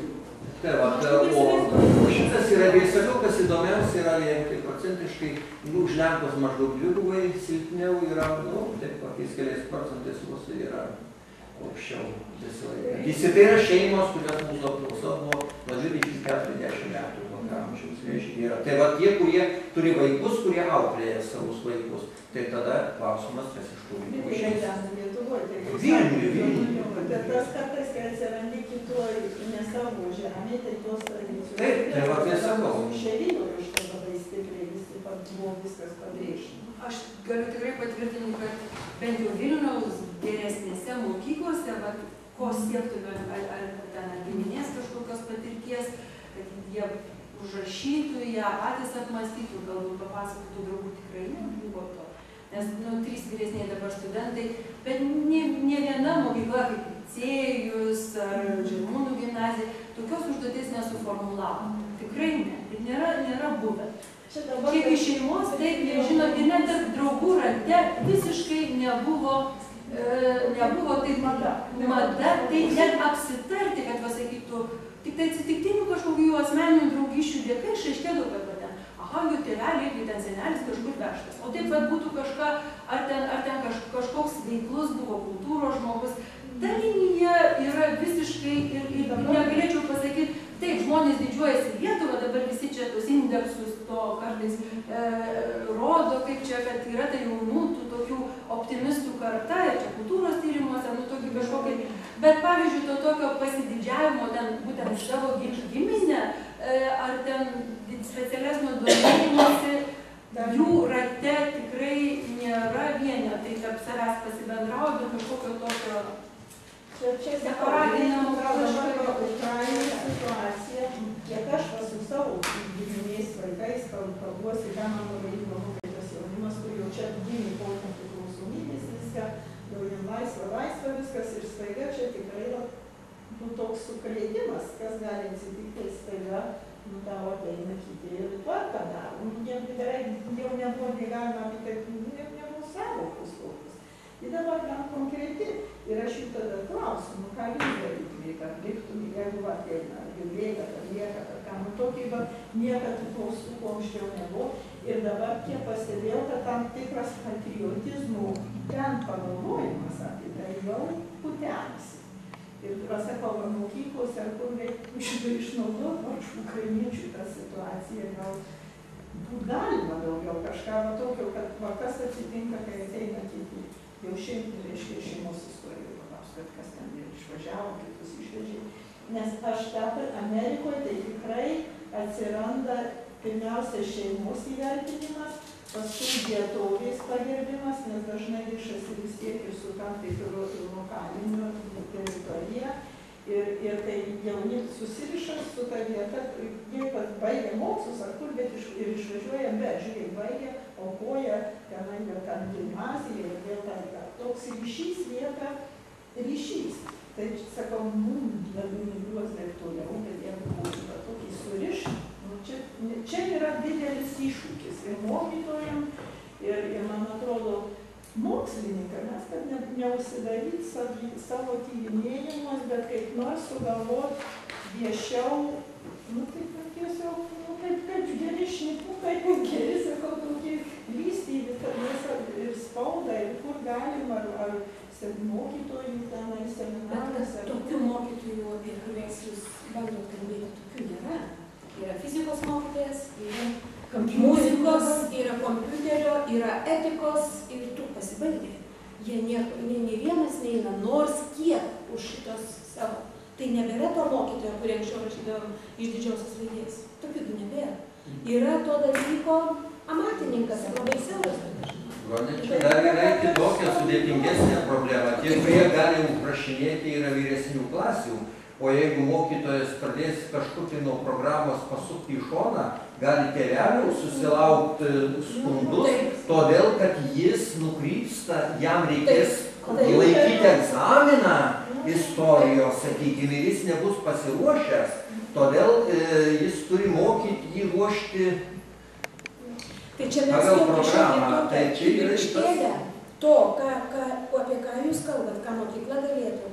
Tai galime, iš dalies, turbūt reiktų atsimatuoti labai nedidelį tokį tarpelį. Tai yra tie vadinamieji jaunųjų filologų konkursai. Tarp jų yra vienas tautosakos sekcija, į kurią mes jau čia per keletą metų, kaip čia pasakyti, bandom įdiegti būtent tą pasakojimą apie senelio, močiutės iš šeimos. Bet tai kas iš to? Čia pirmiausia reikia mokyklos stovyklų, šiandien netus pasiekia, bet to tokio sambrūžio jaunuolių kokiuose nesukojo absoliučiai. Gaunam iki 20 metų, ką tai reiškia? Nulis. Žinot, čia ne taip paprasta Lietuvoje, kaip kad atrodo. Nes buvo Lietuvoje vienu metu, tai yra sąjūdžio metais, didelis pakilimas genealogijos skirtas. Visi norėjo žinoti, kokios čia mano giminės, kur kas yra. Ir bet po to prasidėjo tyla. Kodėl? Šeimoje yra visokių. Yra ir tų, kurie vežė, ir tokių, kuriuos išvežė. Vieni lageriuose, o kiti vykdomajam komitete darbuojasi. Ir staiga žmonės pasijuto labai bjauriai, todėl kad nėra ką sakyti vaikams.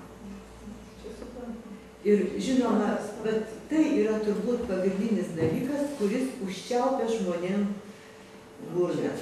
Ir aš susidūriau su tuo reikalu pulkininkuose, prašiausiai bandžiau mokykloje dar pakelti reikalą, susidariau anketą, viską, kaip ten kas ko, apie visas giminės, apie visus. Ir taip, nesigilinant ten į visokius tokius jau baisius daiktus, bet, kuo dirbo, kur dirbo, kur jūsų ten pusseserės, pusbroliai, visa kur ta giminė.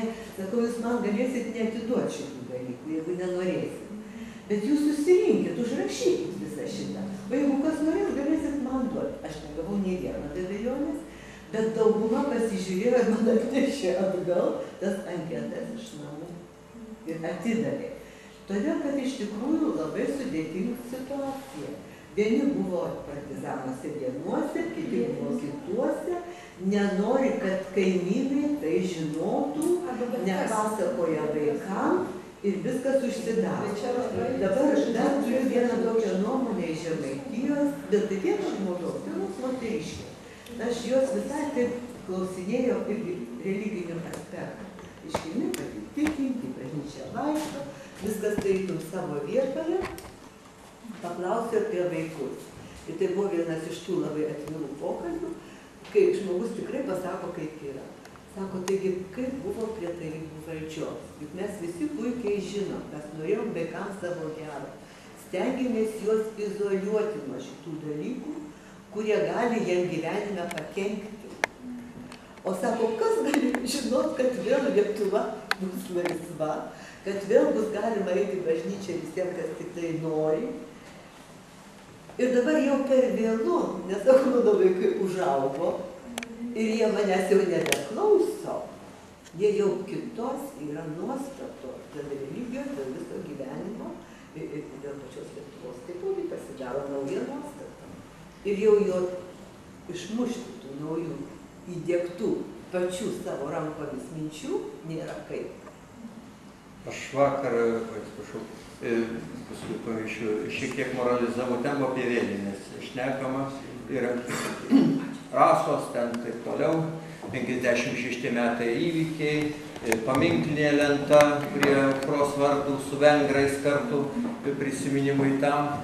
Niekas nėra matę. Tada metai, pirmas kursas baigėsi, kas buvę Rasų kapinėse, išskyrus Vilniečius kelis, buvę Lenkai, kadangi ten tvarkė ir Antakalnio kapinėse, Lenkų kapus ir taip toliau, kurie atvažiavę iš provincijos, niekas niekur nėra buvę, nei matė kur nors kokio žydų, kur kapinės yra, nei dar kitų dalykų, visiškai nieko nežinot. Aš tada pridėjau sakyti, tai aš sakau, aš jau neklausiu, kur kokie naktibariai ten ir klubai, tai tuos visus puikiai žinos. Nes, o kitur žmonių yra, kad bent domėtųsi tą aplinką. Aš jums sakiau, prieš kurį 10 metų, atrodo, tada iš Mančės ir atvažiavau per lietų į Londoną, per lietų visą aptvariau su žemėlapiu, išvaikščiau, likau naktį nemiegot ant Viktorijos stotį, išvijo, tai naktį praleido vaikščiant po Londoną. Ir du Lenkai girti atėjo, klausė, kaip tavo yra bokštas surast. Aš sakau, jiems parodžiau, kaip nueiti ir surast. Sakau, buvau pabuvęs pusę dienos. Jūs prabuvę metus Vilniuje, nežinote Vilniaus. Nežinot Vilniaus, nežino net kur reformatų stot. A tai kas ten yra, kas ten kur, kažkas tai vėl Vilniaus nepažįsta. Aš dar noriu pridėti prie viso šito Vilnių. O kodėl aš negaliu pasakyti, kodėl žmonės atvažiavę, bent pasidomėti, istorikai. Taip, bet yra kitas momentas, jeigu galima, aš pratęsti noriu trupučiuką, bet kodėl dabar čia tie studentai tam tikrą laiko nežino. Aš buvau kapinėse ir būtent prabas... Gavot lazdų? Aš valandų negavau. Lazdų? Ir lazdų negavau. Bet buvo kas kita, mes nuėjom su broliu į kapines, į rasas. Žiūriu, prie vartų stovi 2 lituanistai. Mano bendrakursiai, ne kas nors kitas. Juokauju, sako, broli, žinai, jau mus užpelengavo turbūt. Žinoma, mes nuėjom į tas kapines, apėjom, visur kur norėjom, niekas mūsų negaudė, niekas mūsų nemušė, nieko mums nedarė. Bet tai dar nereiškia, kad viskas gerai baigėsi. Kitą dieną jau gavau pranešimą, kad mano elgesys yra blogas, netinkamas. O nežinau, ten po kelių dienų jau buvo sušauktas mūsų kurso atviras komjaunimo susirinkimas per rusų kalbos paskaitą, kuriame buvo mano persona apsvarstyta nuodugniai rusiškai. Sakau, buvo čia kaip jų varsto. Man nekliuvo. Kodėl nekliuvo? Nežinau. Galbūt turėjau kokių jėgų, kurios už mano nugaros gerai stovėjo, ar kas nors kita. Gal pati pirma prašė? Ne. Mane labai kaltino visais nutikimais, kokiais tik tai įmanoma, kad aš ten ir labai didelė katalikė, o sakau, iš kur jūs žinot. Nu tai ką, prie Basanavičiaus žvakelę pastatėjau, sakau, kas negalima statyti. Sakau, aš ir prie Cvirkos pastačiau, o kas čia blogo? Jau labiau, sakau, mano Cvirka dėdė yra. Tai buvo toks įrodymas, kad man tik ir leista. Nu va, ir, žodžiu, ant kiekvieno žodžio aš turėjau savo pasakymą. Ir kai pradėjo man sakyti, nu ką, čia su visokiais katalikais, čia su visokiais krikščionimis. Aš nesistengiau įrodyti, ne aš krikščionė, ne krikščionė, o sakau, jūs man įrodykit, kad čia krikščioniška šventė visų pirma. O kitas dalykas, ar yra tokia diena, kada negalime kapines eiti. Jeigu valdžia nustatė tokią dieną, jinai viešai turi būti paskelbta, aš nežinau, kad jinai negalima eiti. Bet tai buvo man šitai. Aš buvau kovinga, įsitikinus savo teisybę, niekur nenusileidau ir to viskas baigėsi. Bet pasirodo, kad tą pačią dieną rinkosi jaunimas kapinėse, kažkur kitur, lituanistai, o aš buvau istorikė. Kuo visai jiems baigėsi? Lageriu, išmetė iš universiteto ir taip toliau. Kas po to norės eiti į kapines?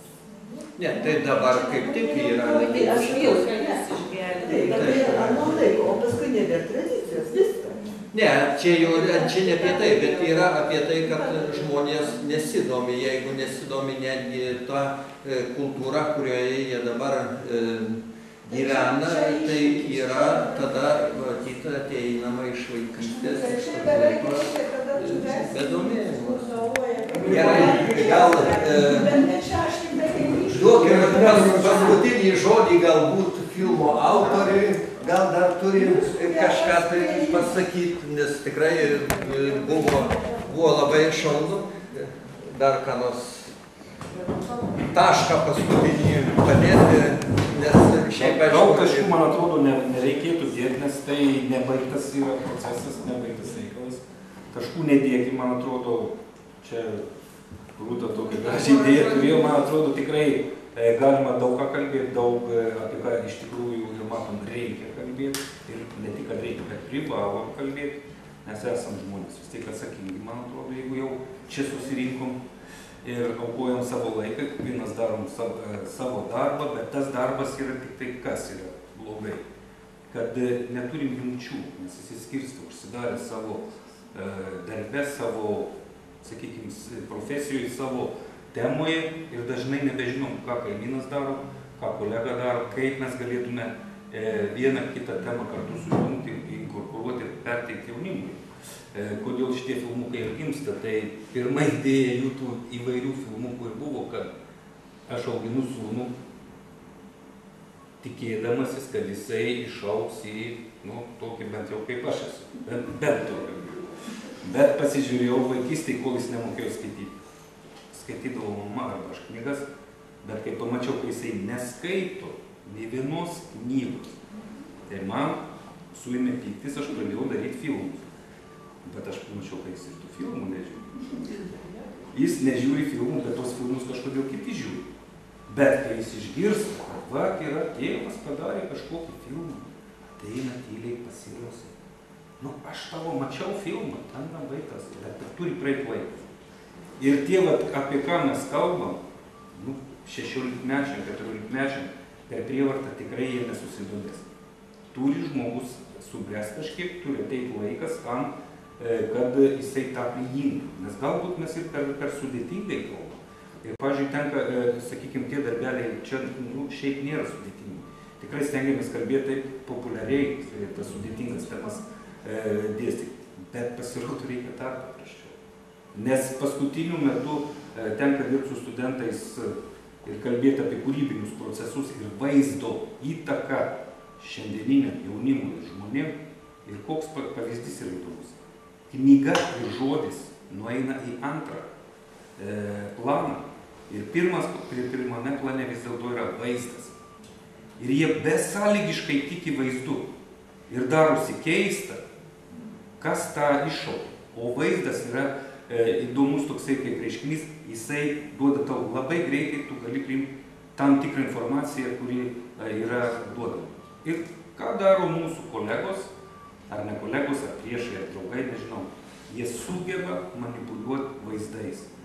Ir tiem sugebėjimas manipuliuoti vaizdais taip, kaip reikia, o ne parduoti vaizdus, ir duoda tą efektą, kokį reikia. Kai kalbat apie Rusiją, Rusijoje vaizdas ir visa televizinė ir kino produkcija, vadinkim, tai kas yra? Tai nėra prekė. Nėra prekė. Tai yra, kaip jie vadina, propaganda. Grubiai, aš čia kelis sakinius, jeigu pabūsiu. Visoje Europoje, Amerikoje, tame tarpe Lietuvoje, televizinė produkcija, vaizdo produkcija, vaizdai yra prekė. Ir čia atsiranda, kad mes, turėdami vaizdus, turėdami televizijos laidas, filmukus, dar kažką, mes perkam, parduodam. Bet mes nebeįdedam tos propagandos, tautos propaganda. Propaganda gali būti įvairi. Tautos propaganda, sveikatos propaganda, žaliųjų gyvenimo propaganda, gyvenimo būdo propaganda, kaip tik nori. Todėl ir nebetampa tavo produkcija, kuri greitai gaminama, tarpu parduodu, jinai pigiausiai pagaminama ir tai yra blizgučiai, kaip ir kalbėjau. Ryškus, blizgučiai, garsiai, barška, taška. Čia yra paprasčiausiai, pigiau pagaminam, greičiau parduodam. Nes propagandą padaryti išmoningai ir kad būtų tas užtaisas, kuris reikalingas, yra kryptingai daroma, tas yra truputėlį, tam reikia lėšų, tam reikia žmonių. Ir galbūt jūs nesutiksit, bet yra ypač vaizdų industrijų arba filmų, arba propagandiniai, ir tiek televizijoje, pavyzdžiui, mūsų tiek filmas, kas yra atsitikę. Režisierius, kuris visais laikais, orkestras yra, vadinkim, be dirigentų. Paleiskime. Dabar visi filmai, visos laidos, viskas yra be dirigentų. Tas yra be režisierių. Aktoriai pradėjo būti režisieriais. Visiškai, kaip sakyti, ne tas žmogus, kuris turi idėją kažkokį, turi mintį, kodėl jis tą daro. Taip, jis yra išbrauktas, išeliminuotas. Tai kaip jūsų srity, jeigu yra pagrindinis, nežinau kaip čia įvardinti, jūsų būtent srity, moksle, bet yra pagrindinis minties varytojas išmestas iš proceso. Ir lieka dalyviai, kurie atlieka, jie yra, tada bando kažką formuoti, bet jie negali suformuoti. Ir jeigu vakar, pavyzdžiui, sakykime, darau tokią grubiai, pasakysiu, žirgo istoriją. Žirgo istorija Lietuvoje, vadinkim taip grubiai. Darau tokį ciklą filmų ir prie manęs vienas žmogus prieina, o buvo toks labai įdomus renginys, kuris taip pat gaivina atmintį, tai yra atkurtas pašto kelias iš Peterburgo į Varšuvą. Ir kaip jūs manote, niekas, pavyzdžiui, Kaune, didelis miestas, atrodo, Kaunas, praktiškai susirinko gal 10. Niekam neįdomu, jaunimas nežino, kas tai. Gerai, aš pradėjau filmuoti ten kažką tam, kad užfiksuoti, parodyti žmonėm, kurie nusitinka. Prieina vienas žmogus, ką tu čia darai? Sakau, darau tą žirgo istoriją, tai čia vienas iš fragmentų. O aš žinau, kad tas žmogus, kuris prieš man aiškina, jisai kažkada buvo, irgi taip pat filmuotojas. Sakau, tu ką čia darai? Sako, aš dabar esu režisierius. Sako, darysiu filmą apie tas karietas, bet tu matau, kad tu filmuoji. Vis tiek, sako, reikės man medžiagos, iš tavęs paimsiu, aš tai, sako, geriau vyną gerti. Sakau, o tu palauk, kas tu čia esi? Sako, mane pasamdė režisierių. Kodėl tave pasamdė režisierių, kad tu visiškai ne tos profesijos žmogus esi? Todėl, kad jis eina už, ne savo profesiją atlikdamas, eina už gražus daryti. Kaip dabar jūs mokslininkai, darydami, žinot, kiek kainuoja vargo ir kiek kainuoja straipsnį gerą parašyti, kiek reikia dėti darbą. Ir dabar paims kokį kitą grybuką, teisės padarys už jūs ir, kaip pasakyti, profesionalumas yra nuvertinama profesija. Ir todėl, grįždamas prie vaizdų ir kalbėdamas apie filmus ar apie dar kažką, taip, stengiamės darom, bet reikia daugiau koordinuoti. Ir gerbti tas profesijas ir vertinti, kurias turi. Nes kiekvienas turi daryti, aš sakau, savo vietų turi, savo darbą daryti profesionaliai. Ir tada viskas. Šiais laikais, ką jūs sakot, vadinasi, visi piliško. Ačiū. Ištaras kažino puikiai. Paskutinį tašką. Taip, aš norėčiau dar paskutinį tašką, čia Justina šiek tiek nukreipė tą kalbą. Bet, nežinau, manau, kad vis dėlto rezimuojant tą mūsų seminarą tokia liūdna gaida, kad dėja ta dvasinė stiprybė mūsų tautai buvo išmušta. Ir sovietmetį, ir galbūt tai yra mūsų kartai, o dabar mūsų vaikų kartai, tai dar stipriau išmušo Europos Sąjungą su visa jos propaganda. Na ir kažkaip tai besiklausant jūsų, aš prisiminiau tokį epizodą, kai 90 metais, tai yra po kovo 11, praėjus 3 mėnesiam, 4. Liepos pradžioje, pirmą kartą aš tada atsidūriau užsienyje, žodžiu, mes plaukėm į Švediją keltu, tai buvo mano pirmoji kelionė apskritai iš Sąjungos, tai man ypatingai įspūdį, aš ten naktį nemiegojau, žiūrėjau tuos krantus nuostabius ir žodžiu, ir ten kažkokį bariuką mes nuėjom matyt pasėdėti, kad ten dėl to supimo ir prie mūsų prisėdo tokie norvegas. Jisai, labai inteligentiškas žmogus, mes tų užsieniečių dar nebuvom labai sutikę, bet įsivaizduojat, koks įspūdingas, aukštas, toks tokio šiaurietiško veido, toks vikingas. Ir žodžiu, labai klausinėjo apie kovo 11 ir sako, jūs neįsivaizduojat, kokie jūs laimingi. Žiūrėdamas į mūsų veidus, kad jūs tą galėjot patirti, sako, nei mums, nei mūsų vaikams tai neduota, tą išsivadavimo džiaugsmą, tą pakilimą. Sako, tai yra tokia dovana, tai yra tokia laimė. Sako, jūs neįsivaizduojat, jūs to neįvertinat. Ir žodžiu, ir jisai kažką pradėjo pasakot, kas mums ten per vieną ausį išėjo, bet, dėja, pas juos tuo metu buvo tokia situacija, kaip pas mus dabar. Žodžiu, jaunimui nieko nereikia, žmonės pakrikę pasklydę, šeimų nėra, žodžiu, viskas taip subirėja. Ir pažiūrėjus, aišku, tą Norvegijos situaciją, irgi be galo liūdna, šeimų ir, žodžiu, tikėjimo ir apskritai tradicijų nieko nereikia. Nesinorėtų, kad mes atsidurtume, aišku, lygiai taip pat, tai vis dėlto liūdnai nepabaigsiu, bet, žodžiu, kadangi nors visos šeimos, kaip minėjo gerbiama Regina, žodžiu, kad yra susiję galbūt su abiem pusėm, bet ten to ir blogiečių vaidmenyse, ir geriečių, bet konkrečiai mano mama nieko nepasakodavo dėl to, kad jos brolis buvo nušautas, kaip po tarnavęs Lietuvai, tiesiog Armijos Krajovos, irgi bijojo, kad mus kažkas pasieks, kad, žodžiu, dėl to jokios istorijos nepasako. Tik dabar verkdama kartais pasakoja viską ir kaip ten kas tą nušovė ir kaip ten žmonės šaudydavo vien dėl to, kad jie, žodžiu, išeidavo į lauką. Na ir, žodžiu, kaip jau čia su Justinu apmąstėm, kad rudenį seminaras galbūt būtent ir bus skirtas, žodžiu, partizanams, liaudiškam pamaldumui ir, žodžiu, partizanų tai dvasiniai stiprybė. Aš dabar nesuformulavau tiksliai temos, bet maždaug supračiau. Taip, nes jau dabar birželį nebedarysim, jau rugsėjį.